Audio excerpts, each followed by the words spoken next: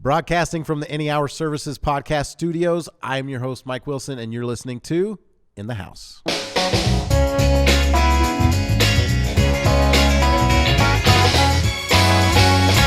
Oh, thanks for listening to the show. In the House is a podcast about the major systems in the house: electrical, plumbing, heating, air conditioning. Each week I'm joined by a panel of experts. We pick a topic and we discuss it in depth. It's meant to be informative and hopefully bring you some value.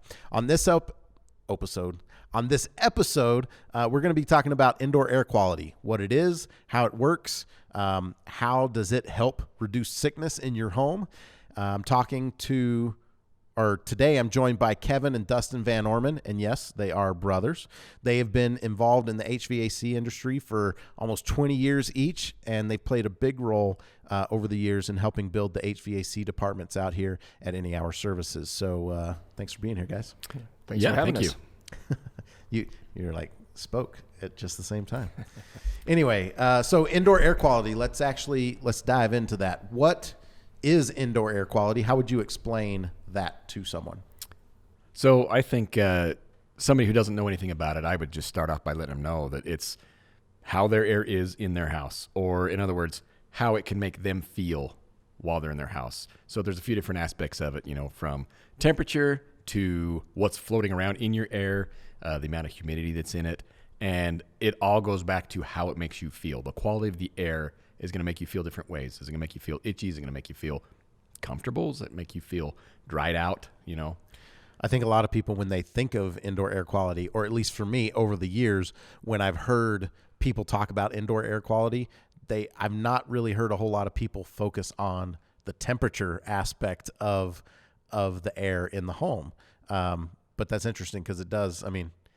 Cold air sucks. Oh, yeah. Yeah. I would say that if you're freezing in your house, the quality of your air in your house is not good. It's not ideal. So that's interesting. It's really about your comfort and your health. Okay. That's what we're focused on with indoor quality, is creating an environment where you are healthy and comfortable. So what are the things that affect the quality of the air in the home, the indoor air quality? I think that, honestly, let's start off with temperature, right? We talked about temperature. I think that's probably the one that people notice first. Yeah. My wife, for example, she always feels cold whenever it's a certain temperature, if it's below 70 or whatever else where I'm comfortable. So the quality of the air to her is not going to be very good. You know what I mean? She's going to want a little bit warmer. But then there's the other aspects of it as well, So temperature, the things that would affect it, obviously the temperature outside, the construction of the home, how drafty is it? How energy efficient is it? I would say probably the operation of your system, how well it is at maintaining or adjusting the temperature in the house. And the type of delivery system you've got also. We have so many different types of furnaces and blower motors. And you've got single stage and multi-speeds and modulating, different things like that. The way that it delivers the air can also contribute to just the comfort level, with the temperature and the way it feels. Some people really don't like having actual air feeling like it's blowing on them. You know what I mean? And when you have a forced air system, which is basically what we're talking about, there's a lot of things where that's what you're going to feel is some air blowing. But there's different ways to kind of mitigate the amount of air that you actually feel. I remember when I was a little kid, we used to come in from playing in the snow, and we'd grab a blanket and sit on top of a heat vent. Oh, yeah. And fill that thing up like a tent. And it was just hot as can be. It was a sauna. But nowadays things are built different to where the delivery system isn't just cooking your air like crazy. It's designed to make you more comfortable and more consistent. And bringing it more gradual. Mm-hmm. So we talked about temperature, the things that affect it there. What are the other things? What are the other aspects of our air and what affects those? So you talked about the cleanliness, or what are the other aspects of indoor air quality? Yeah, well, before we even started recording stuff, when Dustin was talking about different things, and just to refresh everybody, was talking about stuff that you can actually track in. Think about pollen that can attach itself to you, or imagine what you've stepped in throughout the day and it gets ground up and in your carpets, and then every time you step on it, it kicks a cloud of it up. That stuff that's floating around, whether you realize it's there or not. It is, and that can really affect the way the air feels when you're breathing and how it affects you long term. So you've got particulates in the air. You mentioned a couple of things that can affect that. I think probably most people have experienced or maybe seen where you have light coming through the window and maybe you see the magical angel dust. Right? Is that what you call it at your house? We call it dust. At our house. It's no angel. You add angel, it makes you feel better about breathing it in. Okay, fair enough. I'm holier now. It's true though. We're you see that in the air, and that's what we're breathing, and you know that's coming everywhere from the outside. We walk in our house and we stomp on our carpet, and it gets stirred up in the air from our carpet and our furniture and everywhere else, and it's something that all of us have, and if we can eliminate a lot of that just through filtration and through the different air quality products that can help us, we're going to have better quality air inside of our house. Okay, so we've got particulates, and then we mentioned humidity. What affects the humidity in the home?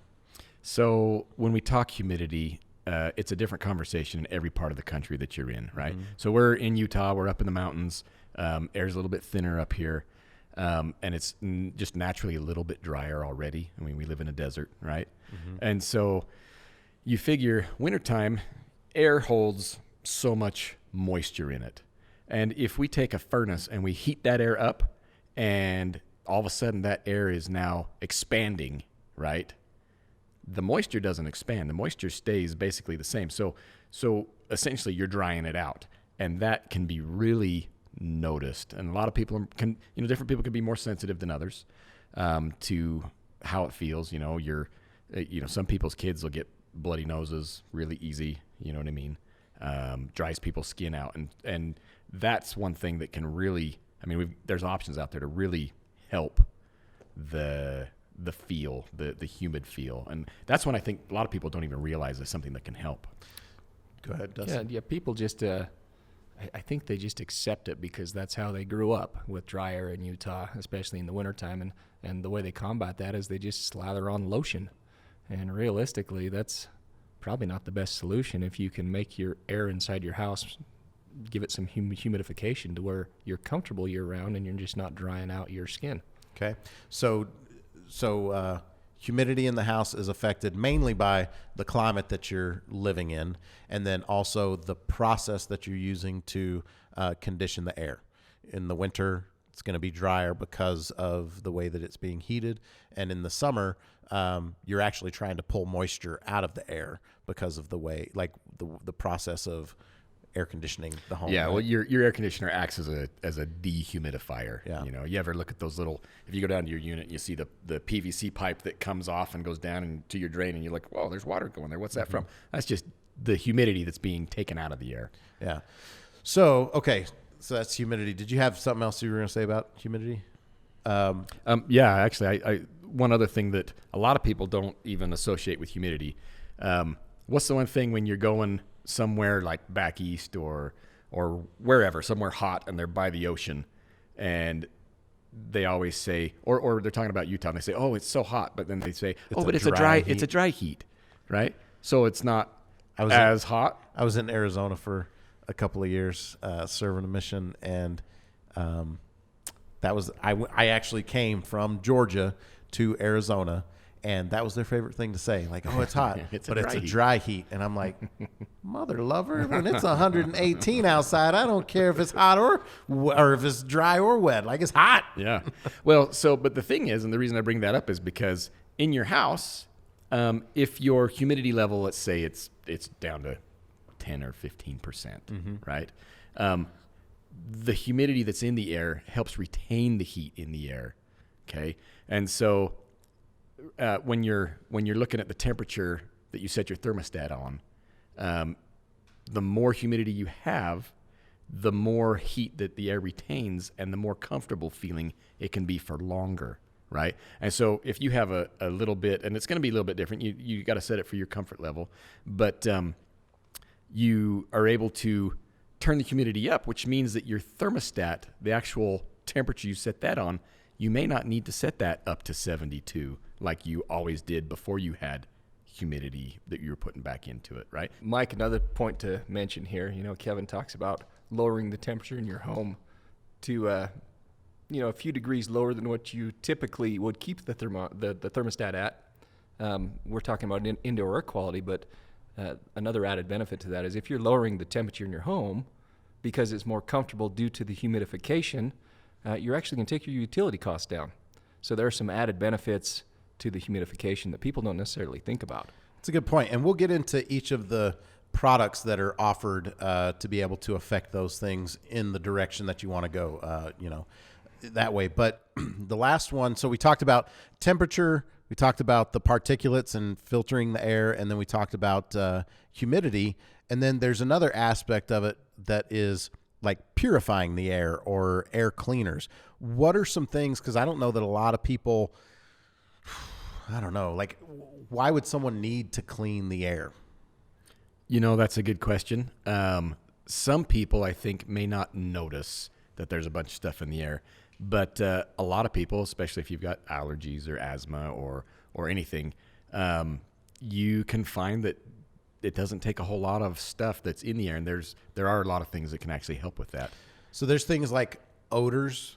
There's chemicals in the carpet. They call them VOCs. Mm-hmm. There are things in the air that you might not be able to see, but you might not even be able to notice. But there are things in the air that a filter doesn't necessarily catch or doesn't fix. A basic filter, yeah. Correct. Mm-hmm. And so anyway, so we'll talk about all of those different things. Let's go back to temperature. You were telling me a story earlier about modulating systems or whatever. Explain what that is with your system and how that affects the temperature. Okay. So basically there's a lot of different types of systems out there, right?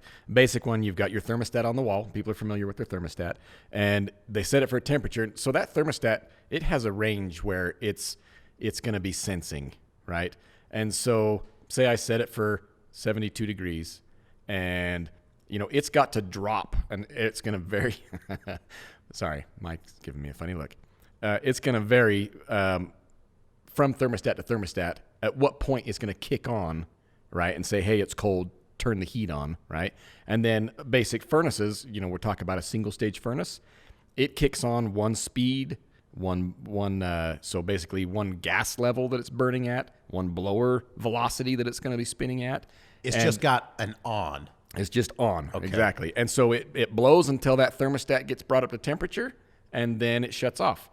Now, there can be some swinging up and down in that process, right? Now you've got a basic of the temperature, meaning like you want it to be here, it gets down to a certain level, then it boomerangs and it kind of goes up, and it's like swaying back and forth with maybe a 2 or 3 degree range that it's going. Exactly. Okay. So your temperature is kind of doing a wave, and its purpose is it's trying to raise the temperature up enough so that it doesn't have to kick on again until it drops back down, so it may heat the air more than it needs to. Exactly. Now, the one that I was brought to your attention earlier was a modulating system, right? The main purpose between a modulating system and some of these other systems that are out there is typically a modulating furnace is smart. What were you saying, Dustin, about people and their smartphones? Oh, yeah, the technology nowadays. I mean, people nowadays, they don't want to carry around a flip phone anymore. These old furnaces that a lot of people still have, that's your flip phone. They're obsolete. With the advances we've had in technology nowadays, these newer furnaces that are designed to keep a more consistent temperature in your house through what Kevin's talking about, the variable speed and the modulation and the different things that they do, that's your smart technology. And we're so quick to rush out and buy a smartphone, but we don't think about our furnace. The other thing too, I took my wife a couple of months ago to buy a new fridge. So we're in the store there looking at fridges, and I'm thinking, man, how could I save some money here? And of course we need a fridge, but her eyes are just wide, and she's thinking, wow, look at all this cool stuff that there is with fridges. And so of course we end up buying a pretty nice fridge, and instead of spending $500 on a cheap white basic 2-door fridge, she spends a couple $1,000s on what she wants. In HVAC, it's similar nowadays, where there are furnaces that they have all these cool features in technology that people don't even realize is out there. And a lot of those features that the equipment have are designed to improve indoor air quality. They're designed to circulate the air and make it cleaner for us.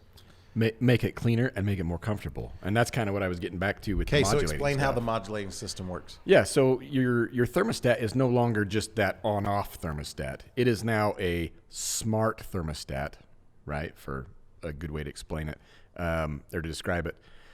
And it is now in communication, direct communication with your furnace and also your air conditioner if you have the right kind of air conditioner, right? And so now the sensor that is sensing the room, the actual space that you're living in, and the machine that's delivering it to, now they can talk, right? And they can bring the levels up, bring the levels down. They don't have to be full go on. They can be at a fraction of what is the capacity, right? And they do that knowing that, hey, middle of the day when the sun's shining, the house doesn't need to be on full speed, right? And so it can bring it up just that little bit. But the whole purpose is to try and keep that wave that happens to be a more flat type line, to try and keep it so it's all based around your comfort. And in doing that, they end up being more efficient as well. Gotcha. And I know this is an oversimplification, but as you're explaining it, I'm thinking about, a fan where you've got high, medium, low. Instead of just all the way on or all the way off, you've got different comfort levels that you can reach by like, oh, well, maybe I don't want to be really cold with the fan on full blast. I'll put it on low or medium. And so, and it does use less energy that way. But with the thermostat, with it communicating better and sensing better, I guess, and communicating faster gives you that ability to control that and save money. So, go ahead. I'll point out one other thing about that, Mike. A lot of people have areas of their home that just don't get to the temperature that they desire before the equipment shuts off. It's pretty common to, if you walk from the main level to the basement, to have a temperature difference there. Or sometimes those far corners of the house where, it's the corner bedroom, the furthest from the furnace, and it just doesn't get as comfortable as you would like. And so one other big benefit of having this technology that Kevin's talking a lot about is because it's running slower, more consistent, it gives time for that house to actually reach those far corners and then also circulate from that basement to the main level. It's going to churn. It's like throwing your house in a blender. It's going to mix that up so that you actually have more consistent temperatures throughout the entire house, which is a big plus. Cool. Okay, so we talked about temperature. Let's talk about that. So in affecting the temperature, now that sounds like, if you're going to do that, that sounds like you need to, because some of these products you can retrofit into an existing system. But what you're talking about, it sounds like you need to know that you want to do a modulating system going into it. So is that one that you only can affect when you're replacing the entire thing, or is that something you can retrofit to get some of that more comfort and more efficiency? Yeah, if you're talking about going to a modulating system, then that would be something to do when you're replacing your equipment, right? A lot of those other things, like you say, you can add into most any type of system.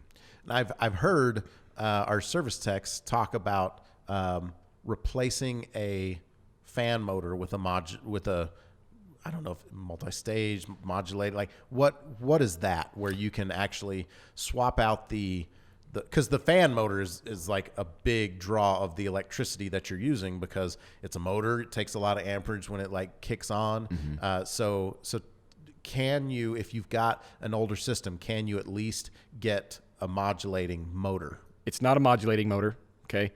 Modulating is just the way that they're designed, is to be able to go up incrementally while being controlled by the controls in the furnace and the thermostat that's in the house, right? Basically, you can take... So how does an ECM motor work? That's my bad. That's why we have the experts on that know what they're talking about. So it's not modulating. What does an ECM motor do? So ECM motor, it's just a more efficient motor. It's not going to be the hard start and the hard off, like your typical single-stage motors that you've got out there. And so they do have some universal motors, right, that people can put in, and varying on from technician to technician, is going to let you know, everybody's got their opinion on what's best with that kind of stuff, you know what I mean? But the idea is that when they when they turn on, its power usage is a lot less, right? It doesn't have to be the hard start. It ramps things up, ramps things back down, but it's not. There's not as much of the max current or the max amperage at the beginning. Is that exactly? Okay. Exactly. That's kind of what those are designed to do. So more efficient, but not the same technology as what we've been talking about. Got it. So if you want the modulating thing, that really is something where you need to know that going into replacing the system. Exactly. Okay, got it. Okay, so we talked about particulates in the air, dust, and things like that you can see. I think a lot of people would think, okay, filters. And I think that's probably the most common indoor air product that people know about. They might not think about it that way, but talk to me about filters and how, like, we could have an entire episode on filters probably. So just kind of give me some of the basics and what kinds of different filters are available when we're talking about indoor air quality. Okay. Dustin? Filters are the most overlooked component of heating and air conditioning. I can't tell you how many of the repair calls that we go on are simply because people neglect their air filter. And you don't have to have the fanciest to protect your equipment, but that's what you're really doing essentially is with the basic 1-inch filters that everybody buys at Home Depot. You know what I like? Sorry, my brain squirrel. But like you were like, I can't tell you how many blah blah blah, and I was like, that's a really like accurate way of saying like, I don't actually know how many. But it's like we've got a lot. But don't ask me because I just said I can't tell you how many. I can't tell you. But Kevin, you can agree with me here. How many? I can't ask how many. You've been doing this for a long time, same as me, and hundreds and hundreds and hundreds of repair calls we've gone on are simply because they've neglected their air filter. Oh yeah. Yeah, and I talk about it all the time on the radio and stuff about how important airflow is. But I think a common question that people have, because I think people don't quite understand that when you can't just go to the store and get a higher quality air filter and throw it in, because the system is engineered and designed. Its whole purpose is measuring airflow. It's designed to move a certain amount of air out and a certain amount of air back. And anything that gets in the way and creates resistance is going to put more strain on all of the components inside. Not only are the motors going to have to work harder, but especially in the summer, if you're not able to dissipate the heat that's being created by the heat exchanger, it stays there in the cabinet and puts more stress on the internal components. And so a basic thing about air filters, they have MERV ratings, right? And all that means is that the higher the MERV rating, the smaller the opening that the air has to travel through. And air has density, it has mass. And if it can't get through that filter, yes, it's trapping more particles, but if your system is not designed for a HEPA filter, which is like that super high, like not letting anything through, if it's not designed for the small amount of air that's going to be coming through, if you go and you take a system that's designed for a MERV 10 and you put in a HEPA filter, you're going to affect the performance of that system. Does that make sense? Yeah. Was it right? Accurate. Yes. Pretty close. Yes, it was accurate. Wow. You're right, though. I mean, you do, if you want to improve your filtration, you have to re-engineer, and it can be done with most existing systems, but you do have to re-engineer how that filtration system is connected to your equipment. Now, we can make those changes, but if you want better filtration, a higher MERV rating, like you say, Mike, you do have to make some modifications. So as far as filtration goes, there are different kinds of filters. You've got everything from the little fiberglass filters that have holes big enough for your finger to fit through, it seems like, that aren't really trapping anything except wood chips. Wood. Yeah, the ones that look like horsehair. Right? Yeah. And maybe they might stop some of the animal hair, that's flowing through the air. And then you go up from there to, you've got the cloth filters, the 1-inch, you've got 2-inch, 4-inch, like you've got different thicknesses. Let's see, where was I going with that? Is there a rule of thumb, like when someone is wanting to when they're replacing their filter. I've heard people, and I think that the reason I've heard people say this before, people have said you don't want to do a filter higher than, X amount. You don't want to get them too nice. And I think it's because most people's systems aren't engineered for those nicer filters. And so if you are worried about, if you've got dust and particulates in the air, it really is about talking to someone that can come out and look at what your system is designed to do now and talk to you about what options are available. One of your big issues that you run into nationwide, you've got issues with duct design, right? Things maybe they weren't sized properly, maybe they weren't installed the best. And so what that does is it can create high static pressure, basically the pressure that your air is moving through your ductwork with, right? They measure it in static pressure. And so if you have a poor duct design and then you throw in a filter with a high MERV rating, and like you were saying, it's just too dense, that's where the adverse effect really comes in on your equipment, right? So there's a lot of things that you can do, though. Your filter, the main thing with your filter, and this is one of the reasons why it's a good thing to have someone out so you can personalize your system to what your needs are. Because somebody who's got asthma and allergies and whatever else is probably going to need a little bit more than someone who, like me, I've been breathing junk in for years and I feel fine, right? That's probably a terrible thing to say, but so anyway, but it can really vary from household to household is what I'm getting at. And so, and duct system to duct system, right?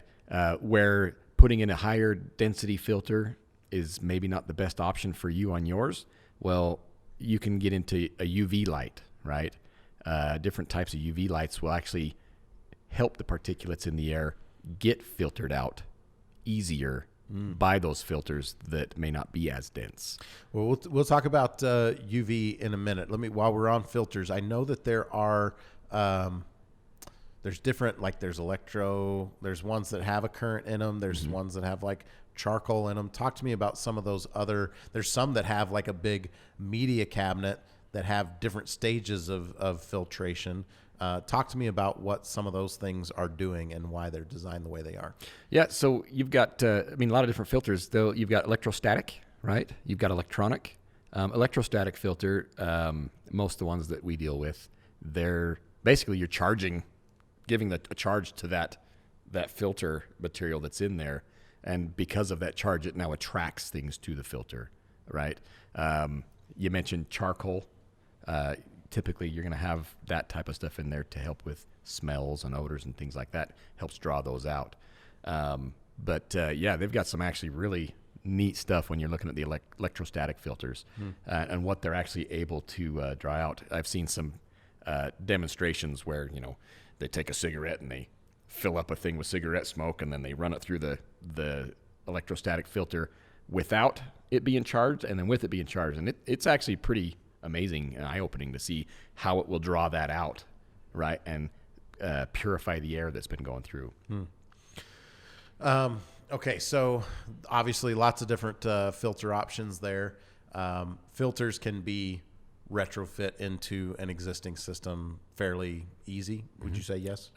Most systems, yeah. Most systems. Sometimes you're limited by space, right? But most systems you can typically do some kind of retro. I think it's important for people to realize, though, that they do have options. I remember going on one particular call where a mom and dad, their new kids, young kids, had some allergy problems, and they tried upgrading themselves to just, something with a little bit higher MERV rating that they purchased at the hardware store, and it was causing their equipment to malfunction because it just wasn't letting enough air through. Now, that doesn't mean you should go back to the old junky filter. You should, but after discussing with them their options, we made some modifications and put an even higher MERV rated filter than what they were attempting on their own, and improved their air quality even more. And so they had options, but I just remember seeing their relief because they were stressed that they wanted to help their kid to have better air quality, and they were failing on their own, but by talking to somebody that can give them some pointers on how to improve things, they were able to help their family. I think since they do sell filters at the hardware store, and it's the thing that most people think about, or a lot of people talk about, and you hear people saying, "Oh, it's the most common whatever." I think people are lulled into a false reality that filters are simple. There's a lot more to them. Yeah. Just really one other thing I think it might be important to bring up. You mentioned the different thicknesses, and a lot of people don't understand why this filter is thicker than this one. And what does that get me if I have a thicker filter? Yep. Because I can have a 1-inch filter that's a MERV 8, and I can have a 4-inch filter that's a MERV 8, right? The biggest difference is that 4-inch filter has a lot more material that's able to Surface area. that surface area, exactly. It goes back and forth. So essentially it's longevity. If I took those filters and I stuck them in the exact same system, the 4-inch filter is going to be able to filter and last quite a bit longer.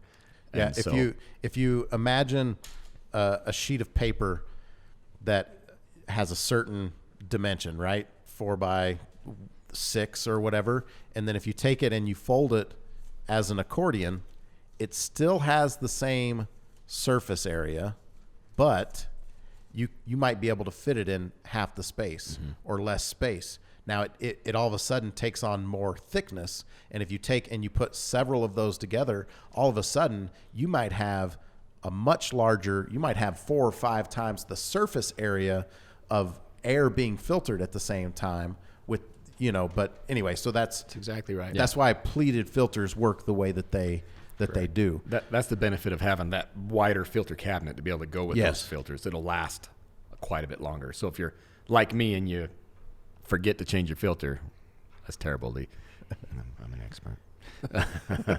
We're usually the ones that don't that you don't take care of the stuff around your own house that you take care of for other people. Exactly. It's kind of funny how that works. But I do have the wider cabinet so I can put in those longer lasting filters, so I don't have to have it be my number one thing I'm thinking about every few weeks. Okay, so we talked about filtration. Let's talk about humidification. Talk to me about what a humidifier is. We talked about some of the benefits of having humidity in the air, as far as it making your system more efficient because it holds the heat longer.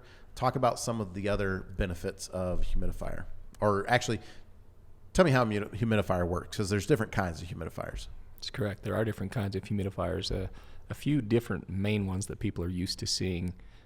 One is what they call a fan-powered humidifier, and it's if you're familiar with how a swamp cooler works. With a swamp cooler, you're running water through a pad, and it's maintaining or retaining moisture in that pad, and then you're passing air through it, and that's how it makes the air cool in your home with a swamp cooler.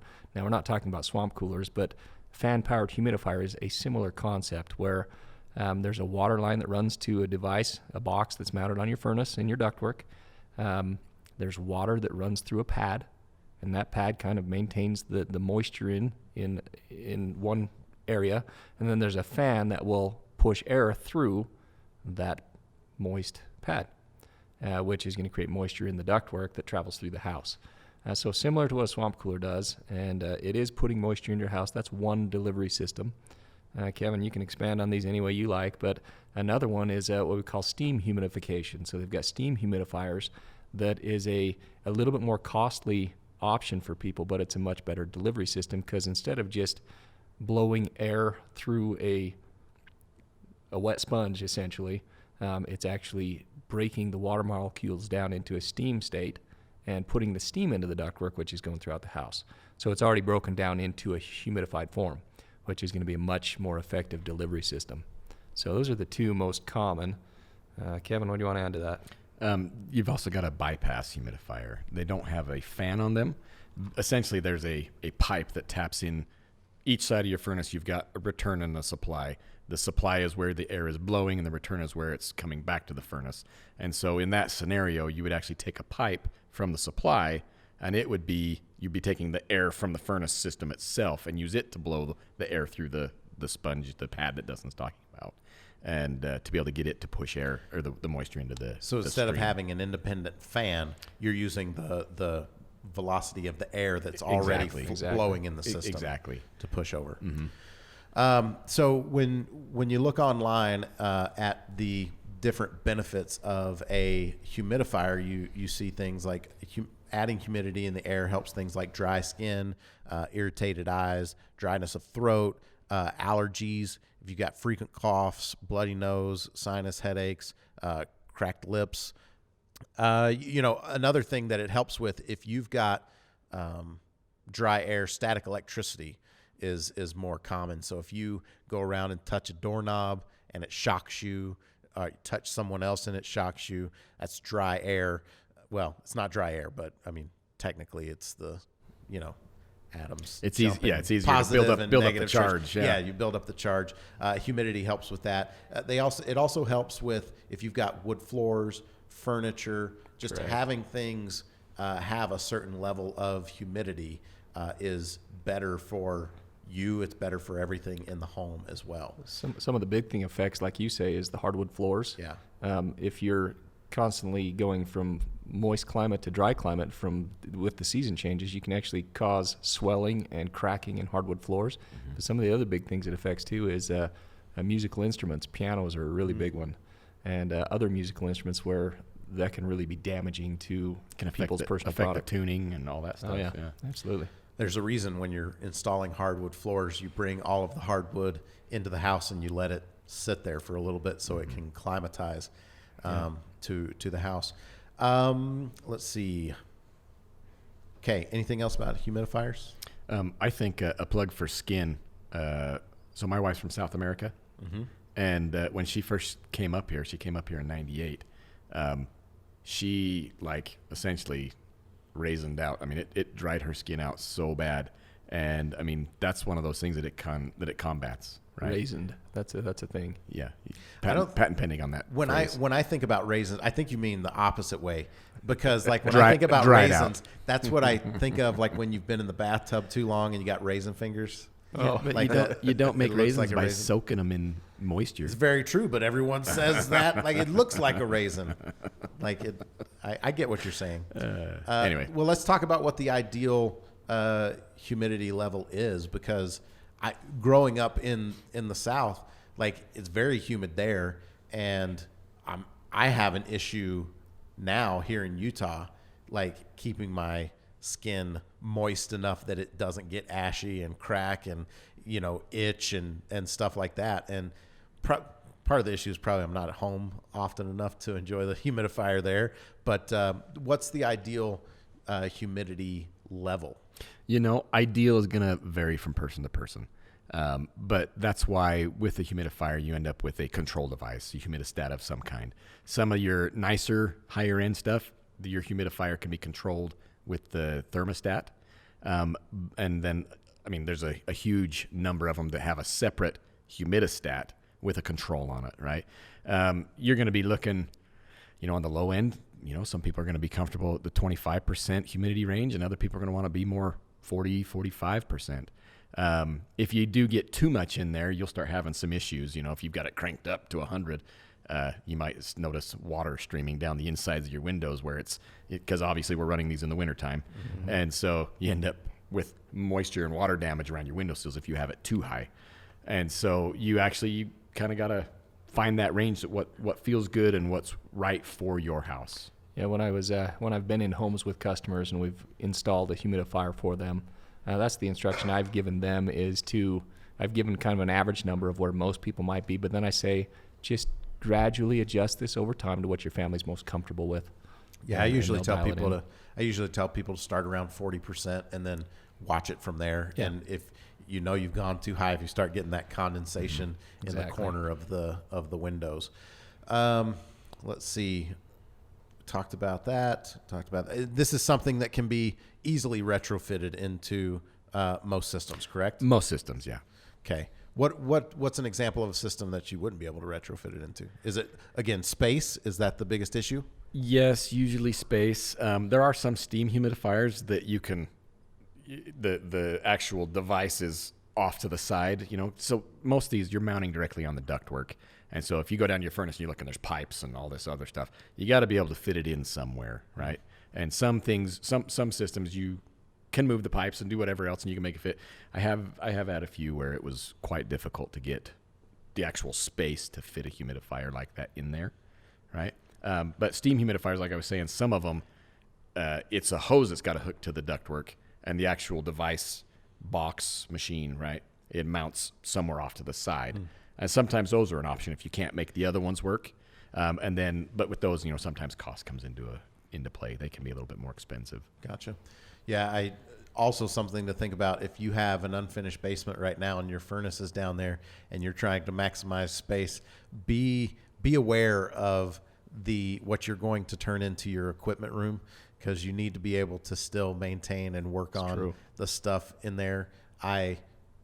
From experience, I have a really small house and it had an unfinished basement, and I remember like getting out the graph paper and trying to take advantage of every 6 inches made a difference in my basement as far as like the size. So I was trying to get things as tight as I could. And looking back, I probably should have given a little bit more space in my equipment room, because I'm a little bit bigger guy. And when my humidifier is mounted on the side of my furnace, and there's a wall right next to it, and we installed the plumbing manifold on that. And so now every time I try and like squeeze into that space to try and like get to check the pad and do all those things, it's a little tight. So just be aware of those things. Let's see. Okay. So we talked about humidifiers, we talked about temperature, filtration. Okay. Last thing that we mentioned was the air purifiers and cleaning the air. This is where you start to talk about, viruses, mold, bacteria, different things like that, different organisms, that really the things that can affect your health from a sickness perspective. Let's talk about the products that you can put into the home to improve the air quality there, because I don't know that a lot of people realize. I think when you say it, it probably makes a lot of sense, but they have these types of air quality products in hospitals and other places where you really need to be cognizant of the health of people, spreading of germs and whatever, people have. So talk to me about some of these residential applications of air purifiers. I think when you bring up air purifier, the first thing that comes to my mind is ultraviolet lights. I was thinking the Ionic Breeze by Sharper Image. Yeah, you could get those too. I don't even know what that is. Late night infomercials. Nice. Anyway, keep going. That Nutrisystem. So yeah, ultraviolet light cleaners. Nutrisystem, the diet. So I wonder how that came in. He knows about the commercials for diets. It's all about what you think about. I probably should have paid more attention to the Nutrisystem commercials. I didn't want to say anything about that because. But you dropped the Nutrisystem bomb on me. I apologize. You were like, I'm not going to say it out loud, but I'm going to hint. I'm going to hint to everyone that Mike's our big show host. Anyway, okay, be careful. You might get a nickname. Big Mike? Something. Well, let's talk about it. This is as good a time as any to talk about nicknames. Kevin, what do you got? I'm just kidding. Let's not go down. I know the type. I know where y'all's minds go, so I don't need to. Okay, so you'd have to cut and paste if I started throwing nicknames. Yeah, no, let's not. So air pure. So you started out. I think when everyone thinks of air purifiers, go. The first thing that comes to my mind is the ultraviolet lights. I think that's a common enough thing that people might have heard of it in the past, right? Okay. Essentially, there's a few different types, right? From a light that mounts on your ductwork, that's actually an actual bulb that gets installed so that it's shining UV light inside where all the air is passing by. And essentially, as the air passes by, the stuff that goes by it, the theory is that the UV light will kill it, right? We're talking germs, things like that. Now, I think that UV lights, because I've heard people say that, and I can't tell if it's like the competitor of the people manufacturing them, but they say that the UV lights, that the application of just the light bulb being in the system doesn't do as much as you think that it would do, because you've got, the air is just moving too fast. Moving quick, yep. To be able to actually, because like all of their tests and things are done in a laboratory in a petri dish and the light shining over it, but air isn't still like that. Mm-hmm. So what do you say to something like that? Well, like I say, I think that some help is better than none in that kind of scenario. Do they work? Yeah, I think to some extent they probably do. I've never been in one of those labs and seen the testing, but there are other options though that are still using ultraviolet light technology. Well, let me stay there for a second, because I think there are actually a couple of applications where it would be effective. Mm-hmm. Now, I know that the ultraviolet lights, that there are different intensities of output, and you want to be aware of that. And the higher the intensity of that output, now obviously you don't want to look directly at any of these. You might end up, hallucinating and thinking you're a Don't stare into the sun. Yeah, right.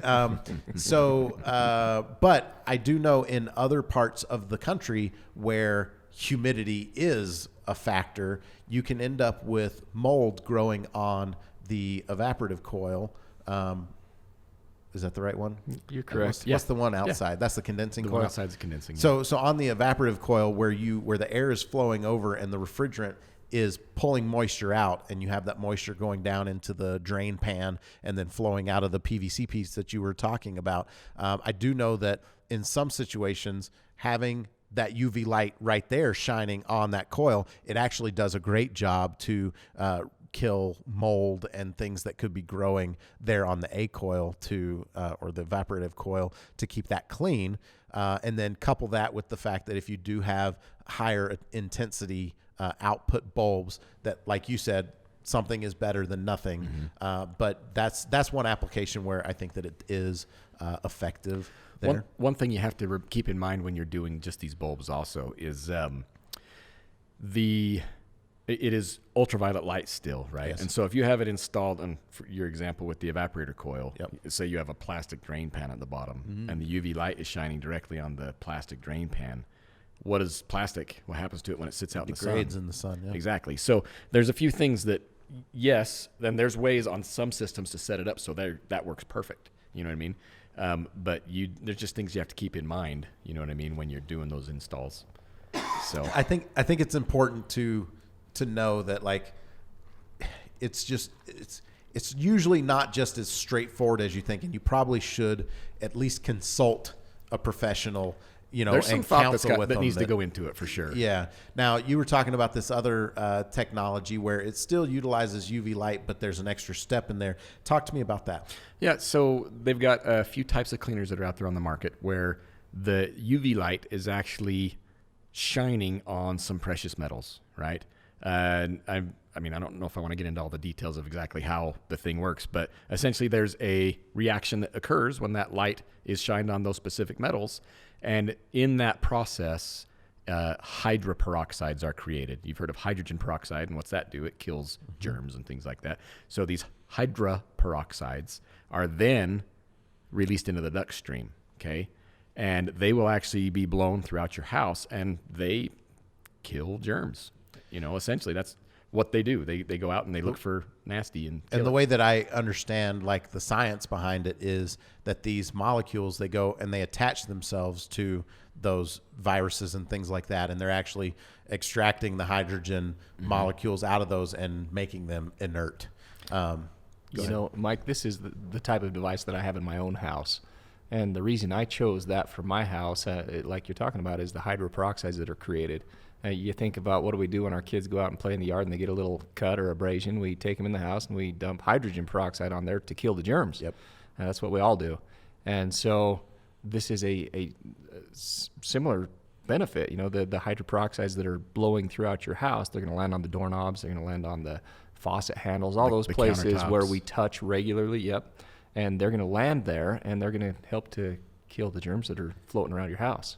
Yeah, which is pretty neat. When I learned about this particular technology and this product, it made me think automatically of, like, not having to go around and spray Lysol all over everything, because you've got, all of a sudden, the air in your home is acting to clean and disinfect itself, because you've got this process of this air purifier going. I'll tell you another incredible benefit to this as well. I have 5 kids, believe it or not, and it helps with fertility. No, it does not. Okay. That's a whole nother discussion. Well, you just went like, I'll tell you what, I've got 5 kids, but I do. this.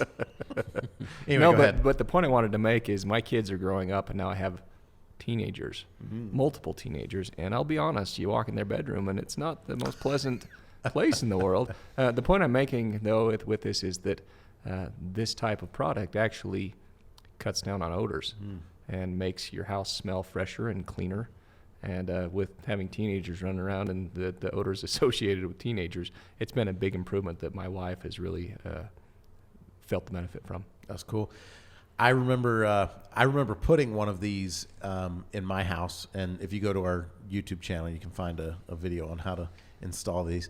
But I put one in my house, and I noticed, because if you think about kids, especially if you've got kids, I mean, kids are a germ factory to begin with, and then they go to school with other germ factories, and they bring all of that stuff back into the house. And it really is nice to know that, like, I mean, it doesn't prevent everything, but I mean, one of the statistics it talks about, one of the tests that they perform is this sneeze test, where it says that it kills a certain number of the germs in a sneeze within 3 feet. I think it's 99 point whatever percent. And I have no idea how they tested that or what that means, but A lot of sneezes. Right? It sure makes me, I don't like being sneezed on or anywhere near. I think I still wouldn't like being sneezed on, even if I knew it was all getting killed. Oh, no, for sure. I definitely would want to keep my distance from that. But yeah, knowing that it helps to, and they've got statistics where it talks about, the flu virus and, bacteria and all these different things that it's tested to be effective at actually, reducing and killing those things. The other side of that, you mentioned this a little bit earlier with the, giving a positive and negative charge to different particles with this particular device. It does make your whatever filter you have more effective, because what it does is it gives everything a charge, and all of a sudden, when as small as those particles are, like you can't even like see them unless you see them floating in the light. But all of a sudden, when those particles are attracted to each other, you get a couple of those together that are bigger than they normally would be, and they get trapped in the filter a lot better. Go ahead. Yeah, no, that's exactly right. It makes your filtration a way, way better as far as like the amount that's actually pulling out. All those particles that were too small that are just passing through your filter, now they've got more mass because they're combining together. Yeah. So, I mean, those are the main products when it comes to quality of air in your home. So really, if you would like to improve the quality of the air in your home, because, one of the stats that people say all the time is that the EPA says that the air in our homes can be 3 to 5 times worse than the air outside of the home. And one of the main reasons for that is that Mother Nature has this technology built in with lightning and humidity and the sun and all of these other things, where when you are outside, it is fresher air. But if you live in a place where, just here in Utah, we talk about the quality of the air all the time. People go up into the mountains where you can get up above, the pollution that's down here. All of that stuff that you're breathing in when you're outside, and you get all those air quality warnings and things like that. In the house, it can be worse, because houses are a lot tighter than they used to be. They're much more energy efficient. You don't have the draft. You don't have, things that are actually refreshing the air in the home with the stuff outside. So it kind of gets stale. You get stale air in the home, and you're breathing that stuff in. And so I think that it's important to have something that you have on your system that helps to clean the air and make it more of what you need to be breathing. And that furnace and air conditioner is the place where those devices go, because all of the air in the home cycles through that thing. And so, I guess my point is, whatever if you're wanting to improve the quality of the air in your home, speak to a professional, because, you know, a filter isn't going to do the same thing that a purifier does. So if you're worried about sickness and germs and killing, if there's a virus out there that's driving people crazy, or, you know, the flu, or, you know, whatever it is, we're recording this during the midst of the coronavirus. If you're worried about those things, the best thing to do is get somebody in your home that's a professional that knows what they're talking about, and talk to them about what you're trying to do. Are you just wanting to cut down dust? Do you have allergies? Do you have dry skin? Are your kids at school and bringing home, you know, you're worried about getting a flu shot, and everybody's always getting the sniffles and all this other stuff. Talk to someone, because you may not need all 3 of the indoor air quality products depending on what you're trying to accomplish. You may only need 1 or 2, or maybe you do want to get all 3. Well, you don't have to get them all at once. You can spread it out. I mean, all of us are cost conscious, and it can be expensive to purchase some of these. So get them one at a time. Spread it out. Now, I will say this. This is one of the things that I get a lot of flack on social media, because I'm always trying to like give tips and educate people on things that can be viewed from within our trade as like trade secrets, or like, oh, don't tell them this, like that's how I make my money. But like, I will say this, a great time to invest in these particular indoor air quality products is when you are replacing your whole system.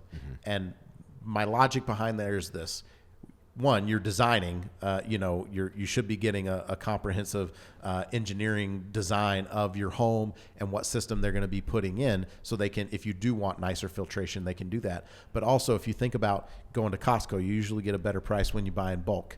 You may or may not have some leverage with the company that's coming out there and you know, getting the system like, nope, I'm not going to do that. Oh, maybe if you throw in this, so, you know what I mean? Like you can, it's a negotiation at that point. Yeah. And you can usually get a better price, because usually the reason they're willing to give you a better price on those items when you are replacing the entire thing is because you don't have the extra labor of having to dispatch a truck out to the home, having that guy that's just there only doing that. So if you call someone up and you just put in a humidifier on its own, it might cost you a little more for that particular piece than if you were going to do it as part of this whole installation that's being a replacement of the equipment. Does that make sense? Oh, yeah. Yeah, for sure. Anyway, that's all I've got for the show. Do you guys have anything? No. You guys didn't think we'd be able to talk an hour about indoor air quality. Was that an hour? It was probably more than that, actually. Wow. Because I didn't have the timer going in the beginning. Well, it sounds like you're going to have to edit some of this, so. Well, that's y'all's fault. Anyway. Was it, though? Well, we won't talk about that. That's it for the show. Thanks so much for listening to this episode of In the House. We release new episodes every Tuesday. If you've enjoyed this episode, please subscribe. Do me a favor, if you have time, go to iTunes or wherever you get wherever you listen to podcasts, and leave a review for the show. Let us know what you think of it. I'd like to thank my guest, Kevin, Dustin, for being here, all the people that help behind the scenes to make this thing happen. If you'd like to know more about Any Hour Services, go to anyhourservices.com. I've been your host, Mike Wilson, and you've been listening to In the House. See ya.